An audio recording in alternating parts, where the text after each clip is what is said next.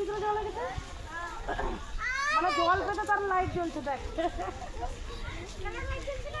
এটা এটা একটা ইয়ে সাংঘাতিক বিপদ, ওটা জল পেতে তার বুটের ভেতরে লাইট জ্বলছে।